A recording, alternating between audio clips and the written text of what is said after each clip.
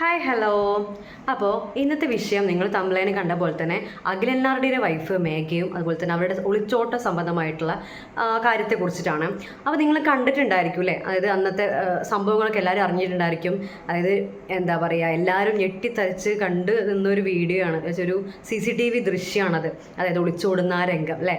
അപ്പോൾ അതിൻ്റെ ഭാഗമായിട്ട് നമ്മളൊരു റിയാക്ഷൻ വീഡിയോ കാര്യങ്ങൾ ചെയ്തിട്ടുണ്ടായിരുന്നു. സത്യം പറഞ്ഞാൽ ആ വീഡിയോ ചെയ്തപ്പോൾ ഞാൻ വിചാരിച്ചിരുന്നു കേട്ടോ, അതായത് ഒരു കുടുംബത്തിലെല്ലാവരും അച്ഛൻ അമ്മ എല്ലാവരെയും എന്താ പറയുക സങ്കടത്തിൽ ആഴ്ത്തിയിട്ട് അവരൊരു പുതിയ ജീവൻ തുടങ്ങുകയാണെന്നുണ്ടെങ്കിൽ അത്ര സന്തോഷകരമാവാനുള്ള ചാൻസ് കുറവാണല്ലോ. ഞാൻ ആ വീഡിയോ ചെയ്തപ്പോൾ വിചാരിച്ചത്, പക്ഷേ ഞാൻ ആ വീഡിയോയിൽ പറഞ്ഞിട്ടില്ല. ഞാൻ പറഞ്ഞിട്ട് എന്തെങ്കിലും ഇതാവോ എന്നുള്ള രീതിക്ക് ഞാൻ പറഞ്ഞിട്ടുണ്ടായിരുന്നില്ല. പക്ഷെ എൻ്റെ മനസ്സിലുണ്ടായിരുന്നു കേട്ടോ, ഇത് ഇത്ര എന്താ പറയുക എന്നുള്ള രീതിക്ക് പോകുമോ എന്നുള്ളൊരു മൈൻഡ് എൻ്റെ ഉള്ളിലുണ്ടായിരുന്നു. പക്ഷേ ഞാനത് തുറന്ന് പറഞ്ഞിട്ടുണ്ടായിരുന്നില്ല. എന്തോ ആയിക്കോട്ടെ, ഇനിയിപ്പോൾ ഈ ന്യൂസിൻ്റെ സത്യാവസ്ഥ നമുക്ക് അറിയില്ല കേട്ടോ, ഇങ്ങനെ പറഞ്ഞു എന്നല്ലാതെ ഇതിൻ്റെ കൂടുതലായിട്ട് കാര്യങ്ങളൊന്നും അറിയില്ല. അപ്പോൾ എന്തായാലും അവർ ഒരു ഫോട്ടോ പോസ്റ്റ് ചെയ്തിട്ടുണ്ട്, മൈ ഹോം എന്ന് പറഞ്ഞിട്ട്, ഫാദേഴ്സ് ഹോം എന്ന് പറഞ്ഞിട്ട് ഒരു പോസ്റ്റ് ഉണ്ട്. പോസ്റ്ററുടെ സൈറ്റിൽ കൊടുക്കാട്ടെ ഏതായാലും. അപ്പോൾ നമുക്ക് ആ ഫോട്ടോയിൽ നിന്ന് മനസ്സിലായത് കാര്യം എന്താ, അനൂപിൻ്റെ വീട്ടിൽ നിന്ന് അതായത് ഒളിച്ചോടി എന്നുള്ളതാണല്ലോ. പിന്നെ ഇവർ പറയുന്ന വേറൊരു കാര്യം എന്താ വെച്ചിട്ടുണ്ടെങ്കിൽ, ഒളിച്ചോടിയിട്ടില്ല, അച്ഛൻ്റെ വീട്ടിലേക്ക് പോയതാണ്, അത് ഒളിച്ചോടിയ ഒരു ഭാഗമല്ല എന്ന രീതിക്കാണ്. അതായത് ന്യൂസിലൊക്കെ, മനോരമ ന്യൂസിലൊക്കെ വന്നിട്ടുണ്ടായിരുന്നു, ഒളിച്ചോടിയതല്ല അച്ഛൻ്റെ വീട്ടിലേക്ക് പോയതാണ് എന്നുള്ള രീതിക്കുള്ളൊരു പോസ്റ്റ് ഉണ്ടായിരുന്നു.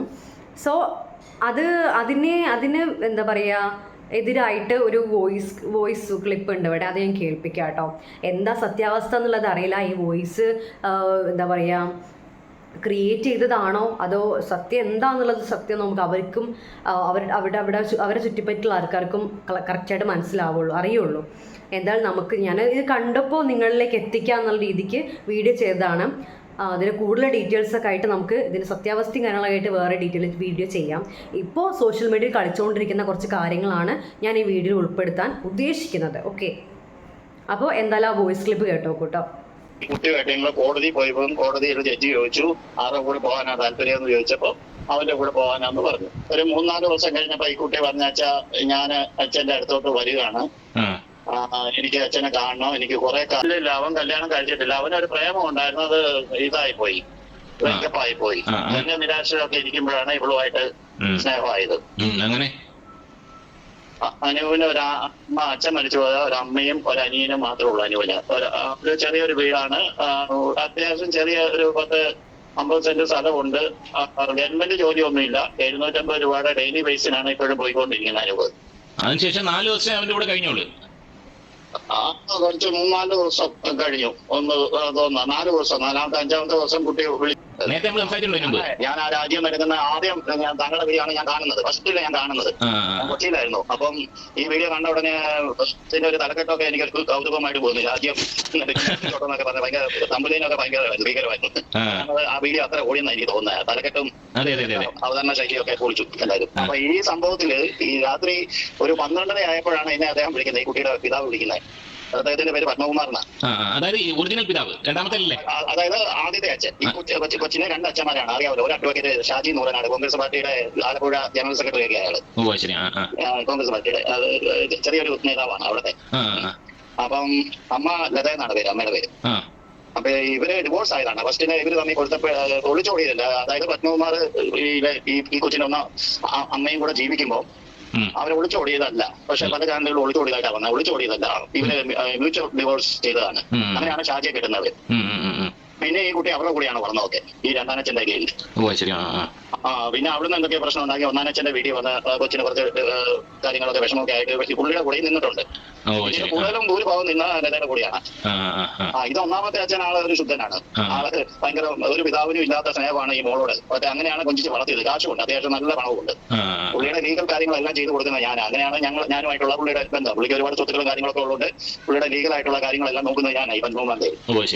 ഇത് അറിഞ്ഞു കഴിഞ്ഞപ്പോ ഞാനും പുള്ളിയും തമ്മിൽ നല്ലപോലെ പുള്ളി ഹോസ്പിറ്റലിൽ, പുള്ളിക്ക് തലവേദന പനിയൊക്കെ കൂടിയിട്ട് തിരുവല്ല ഹോസ്പിറ്റലിലൊക്കെ കൊണ്ടാക്കിയത് ഞാനാണ്. അതുപോലെ ഈ കുട്ടിയെ എത്രയും പെട്ടെന്ന് പിടിപ്പിക്കാൻ വേണ്ടി രമേശ് ചെന്നിത്തല ബന്ധപ്പെട്ട് ഉറങ്ങിക്കിടന്ന സ്ത്രീയെ ഉണർത്തി 2 മണിക്കൂറിനുള്ളിൽ പിടിച്ച് ഇവനെയും അവളെയും കൂടെ പിടിച്ച് സ്റ്റേഷനിൽ കൊണ്ടുവച്ചത് ഞാനാണ്.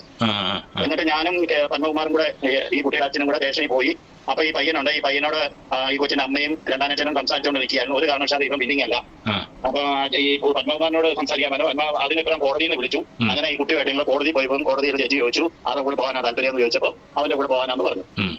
അങ്ങനെ അതൊക്കെ അറിയാമല്ലോ, അതൊക്കെ അറിയുന്ന കാര്യങ്ങൾ തന്നെയാണ്. അത് കഴിഞ്ഞിട്ട് ഒരു 3-4 ദിവസം കഴിഞ്ഞപ്പോൾ ഈ കുട്ടി പറഞ്ഞാച്ചാ ഞാൻ അച്ഛന്റെ അടുത്തോട്ട് വരികയാണ്, എനിക്ക് അച്ഛനെ കാണണം, എനിക്ക് കുറെ കാര്യങ്ങൾ. പക്ഷേ ഈ കുട്ടി 1 വർഷം മുമ്പ് തൊട്ട് ഇവരോട് എല്ലാവരോടും പറയുന്നുണ്ട് ഇവരുടെ ദാമ്പത്യ ജീവിതത്തെ പ്രശ്നങ്ങളാണ്, എനിക്ക് സംസാരിക്കണം, ഞാൻ അൺഹാപ്പിയാണ് ഒത്തിരി പ്രാവശ്യം പറയുന്നുണ്ട്. അത് ഈ പത്മകുമാർ എന്നോട് പറയുന്നുണ്ട്. അപ്പൊ ഇവർക്കെല്ലാം ഒരു നാണക്കേട് കല്യാണം കഴിഞ്ഞിട്ട് ആയതേ ഉള്ളൂ.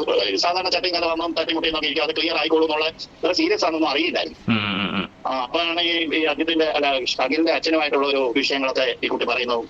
അങ്ങനെ ഒരു പ്രോബ്ലം അവരുടെ വീട്ടിൽ ആ കുട്ടിക്ക് ഒട്ടും നിൽക്കാൻ വയ്യാത്ത ഒരു അവസ്ഥ വരികയൊക്കെ ചെയ്യുമ്പോൾ അങ്ങനെ ബസ്സിൽ പോകുമ്പോൾ ഇവരുമായിട്ട് കമ്പനിയാകുകയും അവനുള്ള ഒരു സുരക്ഷിതത്വം കണ്ട് അവൾ ഇറങ്ങി പോകുന്നു. അതെ അതെ, അവിടെ ഈ കുട്ടി പഠിക്കാൻ പോകുന്ന അവരുടെ ബസ്സിലായി, ഇവന്റെ ബസ്സിലായി. ഇല്ല, അവൻ കല്യാണം കഴിച്ചിട്ടില്ല. അവനൊരു പ്രേമം ഉണ്ടായിരുന്നത് ഇതായി പോയി, വെക്കപ്പായി പോയി. അങ്ങനെ നിരാശയൊക്കെ ഇരിക്കുമ്പോഴാണ് ഇവളുമായിട്ട് സ്നേഹമായത്. അനുവിന് ഒരു അച്ഛൻ മരിച്ചു പോയ ഒരു അമ്മയും ഒരു അനിയനും മാത്രമേ ഉള്ളൂ. അനുവിന് ഒരു ചെറിയൊരു വീടാണ്, അത്യാവശ്യം ചെറിയ ഒരു 10-50 സെന്റ് സ്ഥലമുണ്ട്. ഗവൺമെന്റ് ജോലി ഒന്നുമില്ല, 750 രൂപയുടെ ഡെയിലി ബേസിലാണ് ഇപ്പോഴും പോയിക്കൊണ്ടിരിക്കുന്നത്. അനുവ്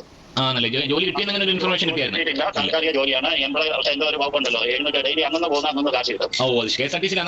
യദുകൃഷ്ണന്റെ ജോലി, യദുകൃഷ്ണനില്ലേ യുവാത നായിക, ആയിട്ട് പ്രശ്നം ഉണ്ടാക്കിയിരിക്കുന്ന പുള്ളി, അദ്ദേഹത്തിന്റെ അവസ്ഥ തന്നെ. അദ്ദേഹത്തിന്റെ പോലെ ഡെയിലി ബേസിന് പോയിക്കൊണ്ടിരിക്കുമ്പോഴാണ് ഈ കുട്ടിയോട് സ്നേഹത്തിലാവുന്നതും ഇവരങ്ങനെ രാത്രിക്ക് അങ്ങ് പോകുന്നത്. കുറച്ച് 3-4 ദിവസം കഴിഞ്ഞു, 4 ദിവസം, 4-5-ാമത്തെ ദിവസം കുട്ടിയെ വിളിച്ച് വന്ന് വേറെ ജീവിതം നടത്തിയിട്ടൊന്നുമില്ല. അവനോട് അനുവാദം മേടിച്ചിട്ട് തന്നെ പുള്ളി കുട്ടിയെ വീട്ടിൽ കൊണ്ടു നിർത്തിയിരിക്കുന്നത്. ഞാൻ ഈ വോയിസ് കേൾക്കുമ്പോൾ കേട്ട സമയത്ത് ഞാൻ ചിന്തിച്ച കാര്യം എന്ന് വെച്ചിട്ടുണ്ടെങ്കിൽ ഇത്രയും ക്ലോസ് ആയിട്ടുള്ള ഒരാൾ, അതായത് ഇന്ന കാര്യങ്ങളൊക്കെ അതായത് മേഘയായാലും അച്ഛനായാലും ഷെയർ ചെയ്യുന്ന ഒരാൾക്ക് ഇങ്ങനെ ഒരാൾക്ക് ഒരു പബ്ലിക്കലി ഇങ്ങനൊരു കാര്യം ഇൻഫോം ചെയ്യാൻ പറ്റുന്നത് എങ്ങനെയാണ്? അത് ഞാൻ ചിന്തിക്കുന്ന ഒരു കാര്യം കേട്ടോ. അപ്പോഴാണ് എനിക്ക് തോന്നിയത് ഇതൊരു ക്രിയേറ്റഡ് വോയിസ് ക്ലിപ്പാണോ, അതായത് ഇത് കറക്റ്റ് ആണോ എന്നുള്ളൊരു മൈൻഡ് സെറ്റ് വന്നത് എനിക്ക് അതുകൊണ്ടാണ് കേട്ടോ. കാരണം അവർ പറയുന്നുണ്ട്, ഉടനീളം പറയുന്നുണ്ട് എല്ലാ കാര്യങ്ങളും അറിയുന്ന, കുടുംബത്തിൻ്റെ കാര്യങ്ങളായാലും എല്ലാ കാര്യങ്ങളും ഇവർക്ക് അറിയാം എന്നുള്ള രീതിക്ക് സംസാരിക്കുന്നുണ്ട്. അങ്ങനത്തെ ഒരാൾ ആ ഫാമിലിക്ക് എതിരായിട്ട് സംസാരിക്കുമോ? മീൻസ് പബ്ലിക്കലി ഇങ്ങനൊരു ഇൻഫർമേഷൻ കൊടുക്കാൻ തയ്യാറാകുമോ? എനിക്ക് അറിഞ്ഞുകൂടാ കേട്ടോ എന്താ അതിന് സത്യം. അതാ ഞാൻ അതിനൊരു എതിരായിട്ട് പറയാൻ കാരണം, എന്താ സത്യാവസ്ഥ എന്ന് അറിയില്ല എന്ന രീതിക്ക് പറയാൻ കാരണം. ഇവേ അച്ഛൻ്റെ അടുത്തേക്ക് പോയതാണോ ഒളിച്ചോടിയതാണോ എന്നുള്ളതിനെ കുറിച്ച് നമുക്ക് പിന്നീടൊരു വീഡിയോ ചെയ്യാം. എന്തോ അവർക്കറിയാം എന്താ അതിൻ്റെ പിന്നിലുള്ള കാര്യങ്ങളെന്ന്. ഈ വോയിസ് ക്ലിപ്പ് പ്രകാരം അത് ഒളിച്ചോടിയതാണ്. അനൂപിനുമായിട്ട് ബന്ധം വേർപിരിഞ്ഞിട്ടൊന്നുമില്ല, അവർ തിരിച്ചങ്ങോട്ട് തന്നെ പോകുന്ന രീതിക്കാണ് അതിൽ പറയുന്നത്. ഓക്കെ, ഒക്കെ മനസ്സിലാവുന്ന കാര്യം എന്ന് വെച്ചിട്ടുണ്ടെങ്കിൽ നമ്മളിപ്പോൾ എന്തൊരു ഡിസിഷൻ എടുക്കുമ്പോഴും അത് നമ്മുടെ ഫാമിലീൻ്റെ അറിവോടും അവരുടെ ആഗ്രഹപ്രകാരമായിരിക്കണം എന്നുള്ളതാണ് എൻ്റെ അഭിപ്രായം കേട്ടോ. അവരെ ധിക്കരിച്ച് ചെയ്യുന്നൊന്നും നമുക്ക് അധികം നാൾ നീണ്ടു നിൽക്കത്തില്ല. കാരണം അത്രയും വാല്യുബിളാണ് നമ്മുടെ ഫാമിലി. അതായത് അച്ഛൻ അമ്മ എന്ന് പറയുന്നത് എന്താണ്, നമുക്ക് അത്രയും പ്രധാനപ്പെട്ട ആൾക്കാർ, നമ്മളെ ഭൂമിയിൽ നമ്മളെ അതിലേറെ സ്നേഹിക്കുന്ന ആൾക്കാർ വേറെ ഇല്ല. അവരെ വാക്ക് ധിക്കരിച്ച് അല്ലെങ്കിൽ അവരുടെ അറിവില്ല എന്നുള്ളൊരു കാര്യം ചെയ്യുകയാണെങ്കിൽ അത് അവരുടെ ശാപം അങ്ങനെയൊന്നുമല്ല. പക്ഷെ നമുക്ക് അതിനാൾ സന്തോഷത്തോടെ ജീവിക്കാനോ അല്ലെങ്കിൽ അതിലൊരു സംതൃപ്തി നമുക്ക് കിട്ടാനോ പറ്റില്ല. ഇനിയിപ്പോൾ ദാമ്പത്യം നല്ല രീതിക്ക് പോകുകയാണെങ്കിൽ കൂടി നമ്മുടെ മനസ്സിന് അതൊരു റിഗ്രറ്റ് ഫീലിംഗ് ആണ്. അത് നമ്മൾ ഒരിക്കലും സന്തോഷത്തോടെ ജീവിക്കാൻ സമ്മതിക്കില്ല. ഓക്കെ, ഇപ്പോൾ ഷെഹ്ലേൻ്റെ കേസായാലും മേഘയുടെ കേസായാലും ഒക്കെ നമുക്ക് മനസ്സിലാക്കിയ പാഠം അതാണ് അല്ലേ. അല്ലെങ്കിൽ ഒളിച്ചോട്ടും ഒന്നിനൊരു എന്താ പറയുക സന്തോഷത്തിനൊരു അടിസ്ഥാനമാവില്ല എന്നുള്ളത് തന്നെയാണ് നമുക്ക് തെളിയുന്ന കാര്യം. ഓക്കെ, അപ്പോൾ ഇനിയുള്ള ആൾക്കാർ ഇങ്ങനെ എന്തെങ്കിലും ചെയ്യാനിരിക്കുന്ന ആൾക്കാരുണ്ടെന്നുണ്ടെങ്കിൽ ഒളിച്ചോടുന്നതിന് പകരം ഫാമിലിയുടെ അടുത്ത് പറയും. കറക്റ്റ് അവരോട് പറയാം. നമ്മൾ A to Z കാര്യങ്ങൾ അറിയുന്ന ഫാമിലി അല്ലേ, നമ്മളെ ജനിച്ച മുതൽ നമ്മളെ നോക്കുന്ന ഫാമിലി, അവരുടെ അടുത്ത് കാര്യങ്ങൾ ഡയറക്റ്റ് പറയാം. ഇന്നൊരു കാര്യമുണ്ട് തുറന്ന് പറയാം. അപ്പോൾ അവർക്ക് ഓക്കെ അല്ല എന്നുണ്ടെങ്കിൽ ഒന്നെങ്കിൽ നമ്മളതിന് പിന്മാറുക എന്നുള്ള ഡിസിഷനാണ് നമ്മൾ ടേക്ക് ചെയ്യേണ്ടത്. അതിലും പറ്റില്ല എന്നുണ്ടെങ്കിൽ അവരുടെ അടുത്ത് കാര്യം ധരിപ്പിക്കുക, എനിക്ക് പറ്റില്ല, അങ്ങനെ പറ്റില്ല എന്നുള്ളത് തന്നെ കറക്റ്റ് പറയാം. അപ്പോൾ അതിനനുസരിച്ചുള്ള തീരുമാനം അവരെടുത്തോളും. ഓക്കെ, ഉള്ളൊരു മാർഗ്ഗം അവിടെ മുന്നിൽ നിൽക്കുമ്പോൾ നമ്മളൊരിക്കലും ഒളിച്ചോടുന്ന ഈ ഒരു പരിപാടി ഒഴിവാക്കുക. ഓക്കെ, അപ്പോൾ എന്തായാലും ഇതിൻ്റെ സത്യാവസ്ഥ എന്താണെന്നുള്ളത് നമുക്ക് സോഷ്യൽ മീഡിയ വഴി തന്നെ അറിയാം. അപ്പോൾ ഇന്നൊരു കാര്യം ഇവിടെ കടന്ന് കളിക്കുന്നതുകൊണ്ട് ഞാനൊരു വീഡിയോ ചെയ്തു എന്ന് മാത്രം. Okay, thanks for watching, by.